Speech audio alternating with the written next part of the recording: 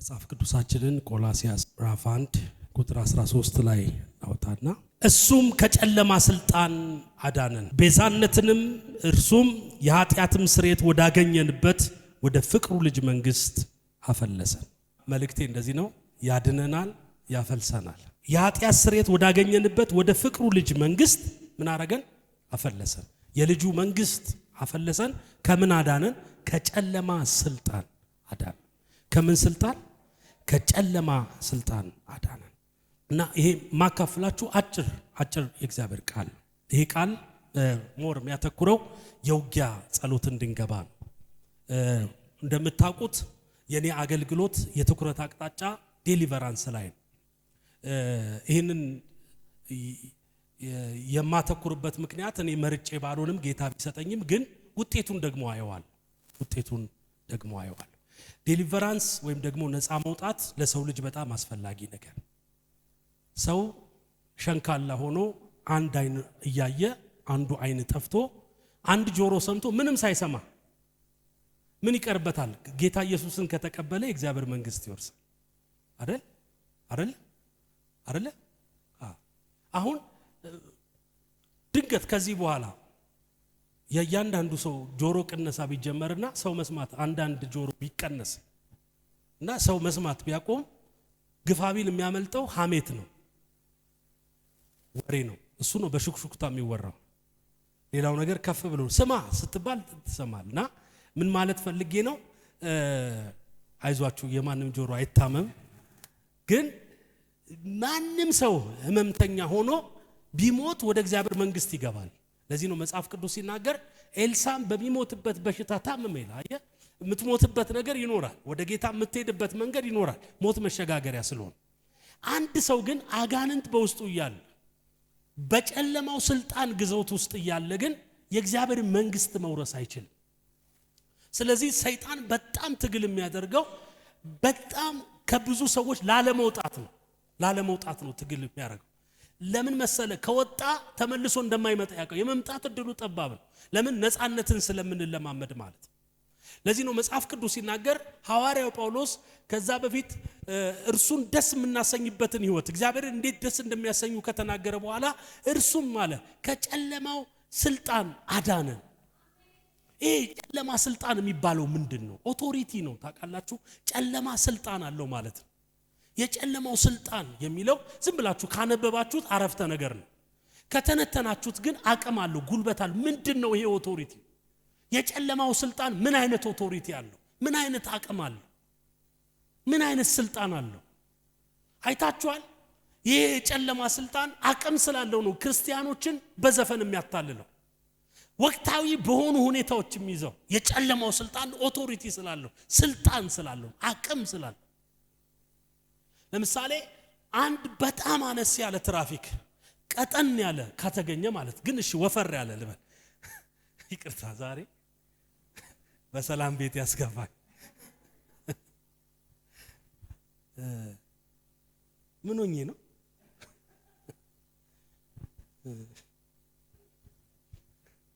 ቢቀጥን ቢወፍር ምን አገባኝ? ነገር ውስጥ አታስገባ።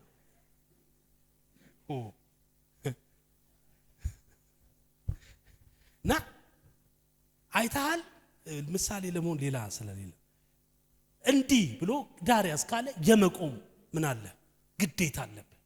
ትልቁን መኪና ሲቲቲቲ ታርጎ ያቆማል። ምንድነው እንደዛ ያስቆመው ከተባለ ሰውየው ትንሽ ነው። ሰውየው ሁለት እግር ነው ያለው። የለበሰው ልብስ፣ ያረገው ኮፍያ፣ ያነሳበት ነገር እንድትቆም ያስገድዳል። አየህ፣ ጨለማም ስልጣን አለው። በጨለማው ስላሉ ሰዎች ስልጣን አለው፣ ኦቶሪቲ አለው፣ አቅም አለው፣ ጉልበት አለው። ለዚህ ነው በጣም የሚገርማችሁ ነገር የዚህን ነገር ሲናገር እኛ አንዳንድ ሰዎች እንደምናናንቀው አይደለም። ጨለማ አለና ቀጥሎ ከጨለማው ስልጣን ምን አረገን? አዳነን። ለዚህ ነው ሐዋርያው ጳውሎስ ስላለበት ውጊያ ሲናገር ጌታም አለ ከአንበሳም አፍ ምን አረገኝ? አዳነኝ አለ። ይሄው ቃል ሁለቱን የተጠቀመበት ቃል የግሪኩ ቃል አንድ ቃል ነው። ከአንበሳው አፍም ያዳነው ከጨለማው ስልጣን ያዳነው አንድ አይነት ቃል የተጠቀመው። ዛሬ እንደዚህ ይሆናል። ምናልባት ከጨለማ ስልጣን አዳነን ስል ላይገባችሁ ይችላል። ግን እነግራችኋለሁ እንደ አንበሳ ካለ ነገር እግዚአብሔር ያድነናል። እስቲ ጮና ከጨለማው ስልጣን አዳነን በሉ። እስቲ ድገሙ። እስቲ ከጨለማው ስልጣን አዳነን ይበሉ። እስቲ ምን ማለት እንደሆነ ታውቃላችሁ? የጨለማው መንግስተኛ ቤት አያዝም። የጨለማው መንግስተኛን አይቆጣጠርንም። የጨለማው ሲስተም እኛን አያዘንም። እኛን ኮንትሮል አያደርገንም። ስልጣኑ እኛ ላይ የለም። ጠላት እኛ ላይ አቅም የለውም። እኛ ላይ በሽታ ጉልበት የለውም። እስቲ ጮና እኔ ላይ በሉ ባካቸው። የጨለማ ስልጣን ጉልበት የለውም በሉ። እስቲ ኃይል የለውም በሉ። ሰሞኑን ታውቃላችሁ ዓለማችን ጦርነት ላይ ነበረችና አሜሪካን የተማረኩባትን ወታደር ለማስለቀቅ ብዙ ሄሊኮፕተር በጣም ብዙ የጦር ጀት በጣም ብዙ ነገር አጣለች ለሁለት ወታደር ብላ እና በጣም ነው በቃ የተወራው አዳንኳቸው ተብሎ ተወራ። አያችሁ አሜሪካ ከሆነ ሀገር ምርኮ እንዳይሆኑ ተገዢ እንዳይሆኑ አድና ማለት ነው። ኢየሱስ ደግሞ እኛን ያዳነን ከአጋንንት ስራት ከጨለማው ስልጣን ምርኮኛ እንዳንሆን ዋጋ ከፍሎ አሜሪካ የከፈለችው ሄሊኮፕተር ነው። አሜሪካ የከፈለችው ዶላር ነው፣ ዩሮ ነው። የሚገርማችሁ ነገር አሜሪካ የከፈለችው የሰው ነፍስ ነው፣ የሰውን ነፍስ ለማትረፍ። ኢየሱስ ደግሞ ራሱን የሰጠን እግዚአብሔር ራሱን ሰጥቶ ነው ከጨለማው ስልጣን ያዳነን። ቀኝ እጆቻችሁን አንሱና የጨለማው ስልጣን እኔን አያገኘኝም በሉ። ሲ ድገሙስ ያሁንም የጨለማው ስልጣን እኔን አያገኘኝም በሉ። ሲ ታውቃላችሁ የጨለማው ስልጣን የሚለው ስልጣን ጨለማው እናንተ ቤት ስልጣን ሲኖረው መብት አለው ማለት ነው። መብት አለው ማለት ነው። አሁን ለምሳሌ አንድ ሰው በውልና ማስረጃ ለሆነ ሰው ቤቴን አስተዳደር ብሎ ውክልና ከሰጠው ከዛ ጊዜ ጀምሮ ያን ቤት የመዝጋት የመክፈት የማከራየት የመሸጥ የመለወጥ ምን አለው ማለት ነው ስልጣን አለው ማለት ነው። ስልጣን ስለዚህ የጨለማው ስልጣን እኛን ብዙ ነገር ያረገን ነበር። ብዙ ነገር ይመድብብናል። አይቶ እቺ መጠጥ ቤት ትሄድ ይላል፣ እቺ ሴሰኛ ትሆን፣ እቺ እንደዚህ ትሆን፣ ይሄ እንደዚህ ይሆን፣ ይሄ ሀብታም ይሁንና መጨረሻ ላይ ደግሞ ድሃ ይሁን፣ ይሄ እንደዚህ ይሁንና ለማኝ ይሁን፣ ይሄ መጨረሻ ላይ እግሩ ይሸናከል፣ ይሄ መጨረሻ ላይ ስኳር በሽታ እንትን ያገኘው ይባል ይመድብብ ነበር። አሁን ግን ከዛ ኦቶሪቲ ነፃ ወጣን።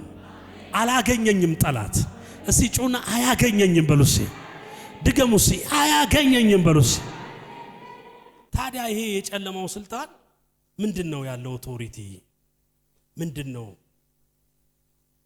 ምንድነው ከተባለ የመጀመሪያው ይሄ የጨለማው ስልጣን በህይወታችን ላይ የኃጢአትና የሞት ኦቶሪቲ ነበረው። ኃጢአትን የማስደረግ ኃጢአትን የማድረግና ቀጥሎ የሞት ኦቶሪቲ ነበረው። መጽሐፍ ቅዱስ ሲናገር ኃጢአት ጸንሳ ምን ትወልዳለች አለ? ሞት ትወልዳለች። ስለዚህ ከሐሳብ የሚጀምር ነገር በሙሉ እኛ ጋር በሞት ነው የሚጠናቀቀው እና ለሞት የተደመደምን ነበር፣ ለሞት የታጨን ነበር። ከዚህ ስልጣን ነው ያዳነን። ቀኝ እጆቻችሁን አንሱና ከኃጢአትና ከሞት በሉ ሲ ነፃ ወጥቻለሁ በለው። ለዚህ ነው ሮሜ ምዕራፍ 7 ቁጥር 18 ላይ እንደዚህ የሚል ቃል እናገኘው። ሮሜ ምዕራፍ 7 ቁጥር 18 በእኔ ማለት በስጋዬ በጎ ነገር እንዳይኖር አውቃለሁና ፍቃድ አለኝና መልካምን ግን ማድረግ የለኝም። የማልወደውን ክፉ ነገር አደርጋለሁ፣ ዳሩ ግን የምወደውን በጎ ነገር አላደርግም። አያችሁ ይሄ የመጀመሪያው የጨለማ ስልጣን ምንድነው የሚያደርገው ካላችሁ የምትወዱትን ሳይሆን የማትወዱትን ነው የምታደርጉት።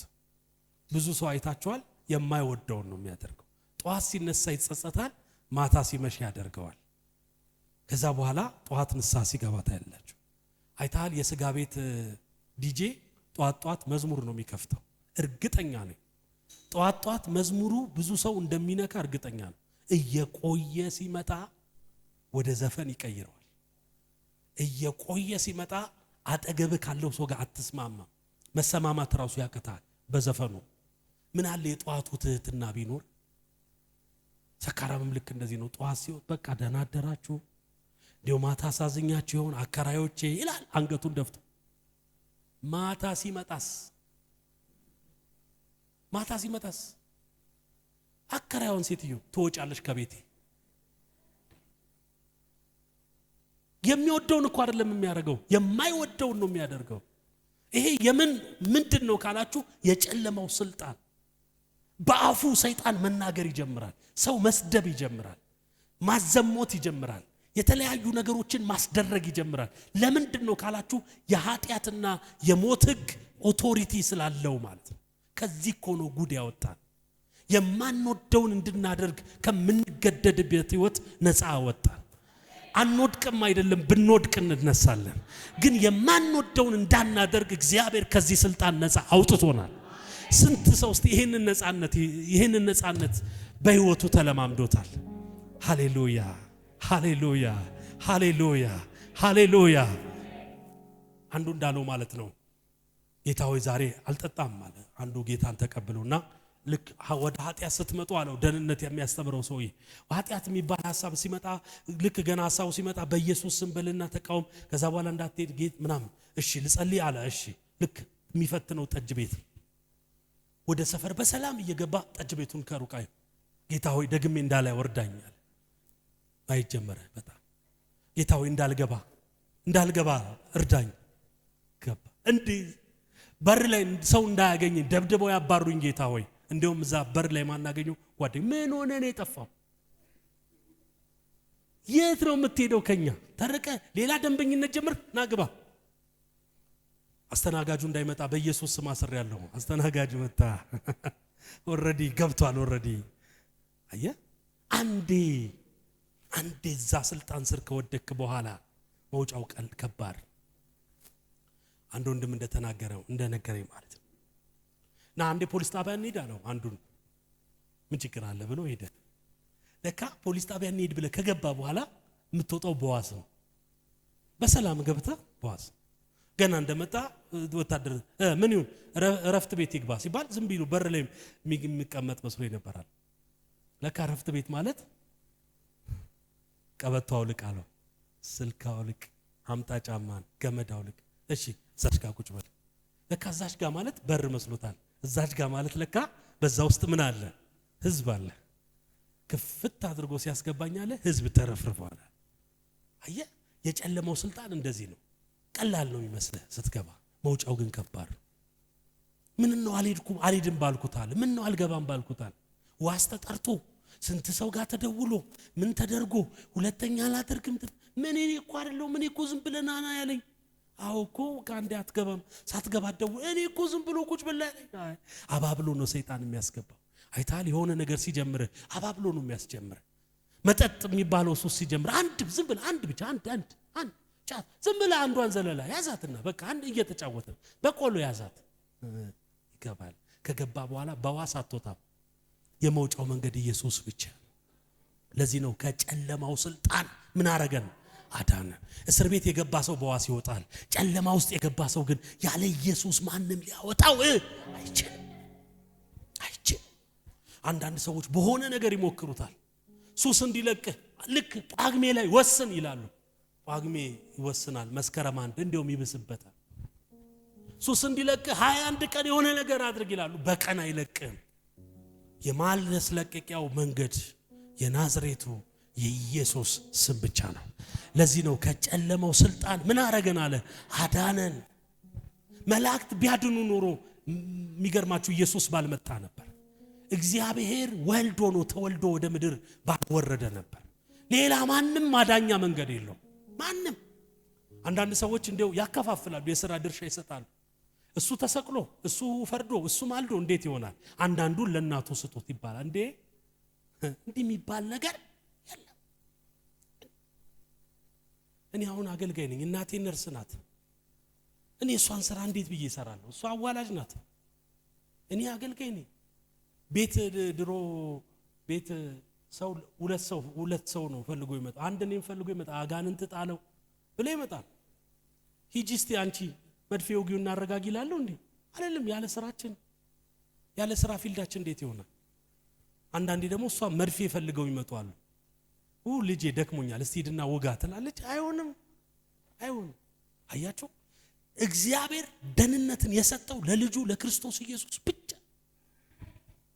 ዛሬም እየከበበን ያለ ጨለማ እያስፈራራን ያለ ጨለማ ድጋሚ ህይወታችንን አታክ ሊያደርግ የሚፈልግ ጨለማ በኢየሱስ ስም ዛሬ ይሰበራል። እኔ ማወራው ስለ ኃጢአት እኔ ማወራው ስለሆነ ነገር ስለሆነ ሩቅ ስላሉ ሰዎች ብቻ አይደለም። ቤት ውስጥም ሆነን አሁን መዳን የሚያስፈልገን ጉዳይ አለ። አሁን ማምለጥ የሚያስፈልገን ጉዳይ አለ። ዛሬ ከጨለማው ስልጣን እግዚአብሔር ያድነናል።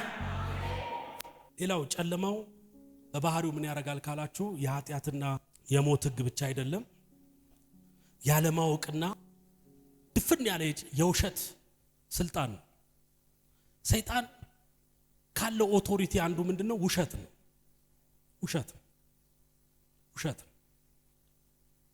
ውሸት በባህሪው ታውቃላችሁ የውሸት አባት ስለተባለ ሶርሱ ራሱ ሰይጣን።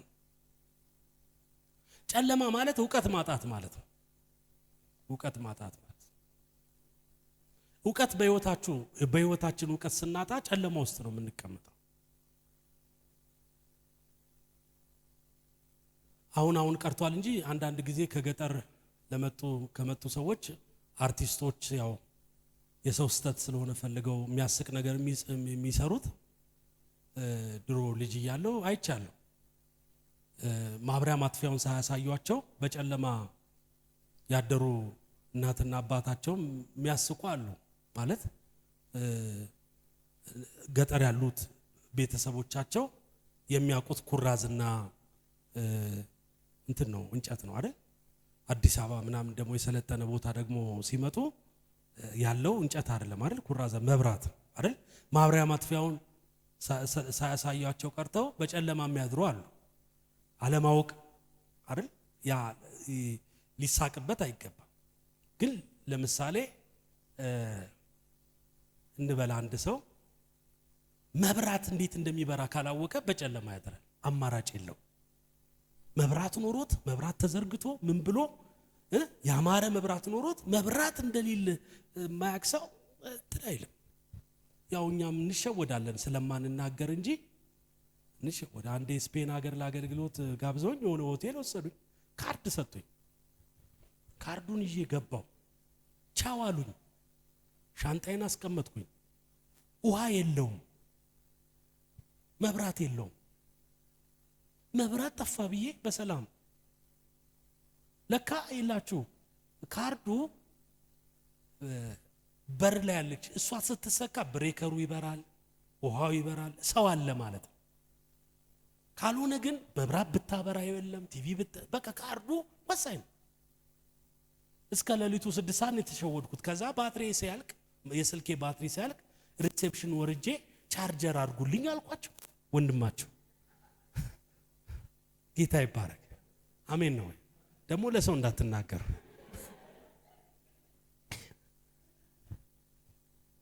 ከዛ በስፔንኛ ተግባባን። ይሄ ካርድ እኮ እዛ ላይ ሰካው አለችኝ። ከዛስ ሁሉ ነገር ይመጣል አለች። የሚገርማችሁ ነገር በር ላይ ለካ ሬዲ ነው። እኔ ካርዱን ዝም ብዬ ነው ያስቀመጥኩት። ካርዱን አምጥቼ ልክ ስሰካው መብራቱ በራ፣ ኤሲው በራ፣ ሽንት ቤቱ ምናምን ሁሉ ነገር በራ። እግዚአብሔር ከጨለማ ስልጣን ሲያድነን ዓለም በሙሉ ጠፍታብን ነበር። ትዳር ጠፍቶብን ነበር። ብዙ ነገር፣ ብዙ አካሄድ፣ ብዙ ነገር፣ ብዙ አገልግሎት፣ ብዙ ነገር ጠፍቶብን ልክ ኢየሱስ ወደ ህይወታችን ሲመጣ ዓለም በራች። ለዚህ ነው እሱ የዓለም ብርሃን ነኝ ያለው። በጌታ በኢየሱስ ስም ዛሬ እናውጃለን። በጌታ በኢየሱስ ስም የጠፋ ነገራችን ሁሉ በክርስቶስ ብርሃን ሆኗል። እስቲ ጩና አሜን በሉ በደም። ለዚህ ነው ዮሐንስ ወንጌል ምዕራፍ 8 ላይ እንደዚህ የሚለው አይደል? ዮሐንስ ወንጌል ምዕራፍ 8 ቁጥር 32 ላይ እውነትን ታውቃላችኋል፣ ከዛስ እውነትም አርነት ያወጣችኋል። እውነት በራሱ ክርስቶስ ነው። ይሄ ክርስቶስ ሲመጣ ከጨለማ ስልጣን ውብዋለ ታውቃላችሁ። እኔ ኤላችሁ እስከ ሌሊቱ 6 ሰዓት ድረስ ሻወር አልወሰድኩም፣ ሽንት ቤት አልተጠቅም። በቃ መብራት ብር እንዲቆጥብላቸው ብለው መብራት የሌለበት ክፍል አሳድረውኝ ነው ብዬ ታስቢያችኋል። ሳረጋው ወተተት ምናምን ብሎ በራ፣ ቲቪው መጣ፣ ፍሪጁ መጣ፣ ሁሉ ነገር። ኢየሱስ ሲመጣ ምን ያልመጣ ነገር አለ? ምን ያልመጣ ነገር በህይወታችን ኢየሱስ ሲመጣ ዓለም ሁሉ ጨልማለች፣ ለኛ ግን ብርሃን ነው የሚታየው። ጦርነት የጦር ወሬ ትሰማላችሁ አለን። ኢየሱስ መቼ እንደሚመጣ እናውቃለን። መቼ የሰው ህይወት ከሰው ከሞት ወደ ህይወት እንደሚቀየር እናውቃለን። ከዚህ ጨለማ ያዳነን ኢየሱስ ለዘላለም የተባረከ ይሁን። የዓለም ብርሃን ግን የውሸት ብርሃን፣ የዚህ የጨለማው ስልጣን ብርሃን ግን የውሸት ብርሃን። ይበራል ግን ውሸት ነው። ይበራል ታቃ ያጭበረብራል። ይበራል ብዥ ብዥ ያረጋባል፣ ያበራባል። የውሸት ብርሃን፣ የማይጠቅም ብርሃን፣ የማይጠቅም ብርሃን። አሁን በጨለማ ውስጥ አይናችሁ ላይ የሆነ ሰው ባትሪ ቢያበራ እየጠቀማችሁ አይደለም፣ እያሳወራችሁ ነው። ሰይጣን እንዲህ ነው የሚያደርገው። ሰዎች ላይ ድው ያረጋባቸዋል፣ የበራላቸው ይመስላችኋል፣ ግን የውሸት ነው። የውሸት ትዳር፣ የውሸት ህይወት፣ የውሸት ነገር፣ የውሸት ምናምን፣ ግን እውነተኛ ነገር አይደለም። መጽሐፍ ቅዱስ እንደዚህ አለ፣ እውነትን ታውቃላችሁ አለ፣ እውነትም ደግሞ ምን ያወጣችኋል? አርነት ያወጣችኋል። ዛሬ በጌታ በኢየሱስ ስም ከጨለማው መንግስት፣ ከጨለማው ሲስተም በኢየሱስ ስም ነፃ ወጣና። ይሄ ጨለማ ውሸት ውስጥ ከቶን ነበር። ሌላው ይሄ ጨለማ ምን አድርጎን ነበር ካላችሁ፣ ተስፋ መቁረጥ ውስጥ እና የጭንቀት ስርዓት ውስጥ ከቶን ነበር። እዚህ ጨለማ ውስጥ የነበረ ሰው ብዙ ሰው እንደዚህ ብሎ ነው ወደ ኢየሱስ የመጣ፣ እሞታለሁ እያለ እሞታለሁ። ሰሞኑን ትላንትና ቲክቶክ ላይ አይቻለሁና አንዲት እህት ራሷን አጥፍታ ቲክቶክ 1 ሚሊዮን ተከታይ ያላት በጣም ታዋቂ የሆነች ሴት ራሷን አጠፋች እና በጣም አዘንኩ። እና ለምንድን ነው ራሷን ያጠፋችው? የሆነ ቪዲዮ ስትፖስት ኮሜንት ስር ገብተው የሚሰርቧት ሰዎች ስላሉ። ለካ ታውቃላችሁ፣ ይሄ ጨለማ ተስፋ አስቆራጭ፣ ተስፋ አስቆራጭ። ንጹህ ልብስ ሰው ለብሶ ለካ ተስፋ ይቆርጣል። ከናንተ በላይ እየጠጣ እየበላ ተስፋ ይቆርጣል። ትልልቅ ፋብሪካ ኖሮት ሰው ተስፋ ይቆርጣል። ትልልቅ ፎሎወር ኖሮት ተስፋ ይቆርጣል። ትልልቅ ነገር እጁ ላይ ሰው ገብቶ ለካ ተስፋ ይቆርጣል። ለምን? የጨለማው ስልጣን በባህሪው ምን ያደርጋል? ተስፋ ያስቆርጣል። ተስፋ ያስቆርጣል። በቃ ለፋው አገኘው ምን አተረፈ? ደከምኩ ምን አገኘው? ሮጥኩኝ ምን አገኘው? እውነት ነው። ይሄ የጨለማው ስልጣን ተስፋ አስቆራጭ ስልጣን። ኢየሱስ ደግሞ የሰጠን ህይወት ምንድነው ካላችሁ፣ ተስፋ የሚያለመልም። ብር የለንም ግን ተስፋ አለ። ምንም የለንም እኮ ግን ተስፋ አለ። እኔ ዛሬ 16 17 ዓመት ሳገባ የኔ ቤተሰብ ቁጭ አርጎ ጠይቀኝ፣ ምንድነው የሰው ልጅ ከቤቱ አውጥተ አንድ ምስኪን ልጅ አውጥተ አግብተ ምን ልታረጋት ነው? እንኳን ቀርቶ አይደለም። እሺ ቆይ መጀመሪያ አንተ ራስህን ቻል። አይ አገባለሁ። ምን አለ? ምንም ምንድነው? ምንም የለኝ። መቼ ነው ሰርግ? ጥር 2። አሁን ምንድነው ቀኑ ታውቀዋለህ? አዎ ህዳር። በ3 ወር ውስጥ ተዘጋጅተ አልተዘጋጀው። በቃ አንድ ወንድሜ እንደዚህ አለ፣ አሞሃል። ሌላ አይደል አሞህ ነው። መስተፋቅር እንዳይሉ ከባድ ነው፣ ግን ተስፋ አራት ልጅ ወልዳለሁ ይላል። ብራዘር ዓለምን ዞራል፣ ትልቅ ቸርች ይኖረኛል ይለኛል፣ ግን ተስፋ ባይዘው የሰው ልጅ እንደዚህ አቁሞ የሚያስኬደው ተስፋ። እዚህ አመጣሽ ራሱ ተስፋ፣ እመጣለሁ የሚል ተስፋ፣ መጥቼ ወደ ቤት እመለሳለሁ የሚል ተስፋ። ያ ጨለማ ምንድነው የሚያደርገው? ተስፋችሁን ይወስዳል። ሁለት እንደተሰበከው ማለት ነው። ያው ህያው ተስፋ፣ የማይሞት ተስፋን የሰጠን ዛሬን ያውጃለሁ። ስሜታችን ከዚህ የጨለማ ስራ ነፃ ይወጣል። እስቲ ቀኝ እጆቻችሁን አንሱን። አንተ ጨለማ በሉስ፣ ስሜቴን ልቀቅ በሉስ። እግዚአብሔር እኛም በስሜት አላደረንም። ክርስቶስ በስሜት ተነሳስቶ አልሞተልንም። ክርስቶስ ኢየሱስ የሞተልን በእውቀት በመረዳት በእውነት ነው። እኛ ግን ምን ማድረግ አለብን? ስሜታችንን ከጨለማው አሰራር ነፃ ማውጣት አለብን። ስሜታችሁ ስለሚቀያየር ማለት ነው። ስሜታችንና ተስፋችን ጋር የተገናኙ ስለሆኑ ማለት ነው። ደሞዝ ሞቅ ሲል የሆነ ነገር ሞቅ ሲል ተስፋችሁ ራሱ ይለመልማል። ከዛ ነዳጅ ጠፋ፣ ትራንስፖርት የሆነ ነገር ግቡ ሲል ይሄዳለው ማለት ተጀምራል። ከዛ እየቀዘቀዘ ይመጣል ማለት ነው። ግን የሚገርማችሁ ነገር ተስፋችን ኢየሱስ። ቀኝ እጆቻችሁን አንሱና ኢየሱስ በሉ እስቲ። ከጨለማው ስልጣን ስሜቴን ነፃ አውጥቷል። ተስፋዬን ነፃ አውጥቷል። እኔ በሉ እስቲ ባለ ብዙ ተስፋ ነኝ በሉ። ተራ ሰው አይደለሁም በሉ። አሜን ነው ወይ? እስቲ ጩና አሜን በሉ በደም። ተራ ሰዎች አይደለም። ተስፋችን ብርቱ ነው። እኔስ ተስፋ አለኝ፣ እኔስ ተስፋ አለኝ። ተስፋ አለን።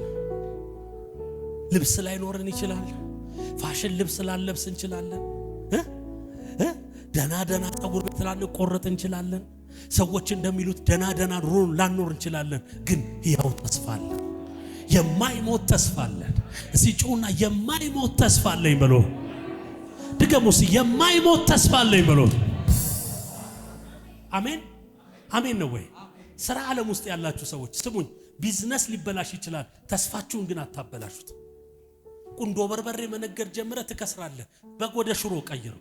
ሽሮ እንትን ብሎ ወደ ቦንዳ ቀይረው። ቦንዳ እንትን ሊሆን ይችላል ወደ ሆነ ነገር ቀይረው። ለምን መሰለ? ነገር በሚቀያየር ዓለም ላይ ችክ አትበል፣ ችክ አትበል። አንዳንድ ነጋዴ ችክ የሚል ነጋዴ አለ። ችክ የሚል አሁን ይሄ ቦርጫሙ ቲቪ የሚሸጥ ሰውዬ ጌታ በቃ እሱን ነው እንድሰራ ያሳሰበኝ የሚል ሰውዬ ከሆነ እርግጠኛ ነኝ ሰይጣን ኮተት ሊያሸክም ፈልጓል። ያንን ቦርጫም ቲቪ ማን ይፈልገዋል? አሁን ማን ይፈልገዋል? አሁን ማንንም አይፈልገው። አየህ ነገር ዓለም ምን ታረጋለች? ትቀያየራለች። ነገር ይቀያየራል። የማይቀያየር የማይለወጥ ያው ተስፋችን አለ። በሚለዋወጥ ዓለም ላይ ስራችን ይቀያየር፣ ነገራችን ይቀያየራል። በጌታ በኢየሱስ ስም አዛለሁ። የትኛውም ጨለማ ተስፋችሁ ላይ እንዳይቀመጥ ጸልያለሁ። በኢየሱስ ስም ብርሃን በቤታችሁ ላይ ይምጣ። እስኪ ቀኝ እጃችሁን አንሱን። አንተ ጨለማ በሉስ አታገኘኝም በሉስ። ድገሙስ። አንተ ጨለማ በሉስ አታገኘኝም በሉስ። እርሱም ከጨለማ ስልጣን ምን አረገን? አዳነን። እስኪ ጩና አዳነኝ በሉ ባካ። ድገሙስ። ከጨለማ ስልጣን በሉ ምን አረገኝ? ድገሙስ። ከጨለማ ስልጣን ምን አረገኝ? አዳን።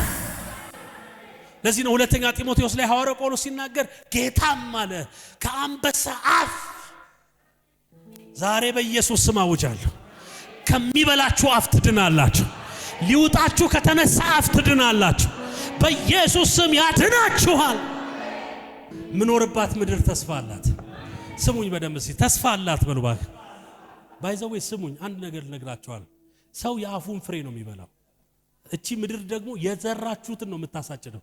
አንዳንድ ሰው ምድር የዘራችሁን ታሳጭዳለች ብሎ እግዚአብሔርም ሲናገር ዘርዝሩ ብሎ ሲናገር ስንዴ በቆሎ የሚመስለው ሰው አለ። ግን ምድር እሱ ብቻ አይደለም፣ እሱ ብቻ አይደለም፣ የአፋችሁንም ዘር ታሳጭዳለች። አንዳንድ ብዙ ወጣቶች አዝናሉ። የኔ እንጀራ ያለው አሜሪካ ነው ይላሉ። እየበላ ያለው ምንድነው? ንፍሮ ነው። አዝናሉ። በረገምካት ምድር እግዚአብሔር አይባርክ። ተናገርባት። እዚች ምድር ላይ እዚቹ ምድር እባረካለሁ፣ እዚቹ ምድር እበለጽጋለሁ፣ እዚቹ ምድር ነገር ይቀየራል፣ እዚቹ ምድር አበባለሁ፣ እዚቹ ምድር ድል ይሰጠኛል። ሽፍት ማረክ ካለብህ ታረጋለህ። ግን በልተህ አይሻል አይደል እንዴ? ሚስማማ ሰው አለ? እስቲ እጃችሁን እዚች ምድር ላይ እንደዚህ ያረጋችሁ እቺ ምድር በሉስ ለኔ በሉስ የበረከት ምድር ናት በሉ። አሜን ነው ወይ? አሜን ነው ወይ? እስቲ ጩና አሜን በሉ በደም። ካልሆነ ምን ይሆናል መሰለ? ያላትን ወርቅ ቻይና በኮንትሮባንድ ይወስድልሃል፣ በጠረፍ ገብቶ ይወስድልሃል። መንግስት ብዙ ኮንትሮባንድ ነጋዴ አግኝቻለሁ አለ። እኛ እዚህ ቁጭ ብለን አዲስ አበባ አንተቺ ምድር ትረግማታለህ፣ እነሱ ከሩቅ መጥተው ይበላሉ። እናውጃለን ዛሬ እዚች ምድር ላይ እግዚአብሔር ይባርካል። እዚች ምድር ትሰፋለህ። እዚች ምድር ባለጸጋ ትሆናለህ። በዚች ምድር ቤት ይሰጣል። በዚች ምድር ሰማይ ይከፈትልሃል። በዚች ምድር ትዳራለህ። በዚች ምድር ታገለግላለህ። በዚች ምድር ነገር ይቀየራል። የጨለማው ስልጣን ነገራችሁን አይዝም። የጨለማው ስልጣን በረከታችሁን አይዝም። የጨለማው ስልጣን ነገራችሁን አይዝም።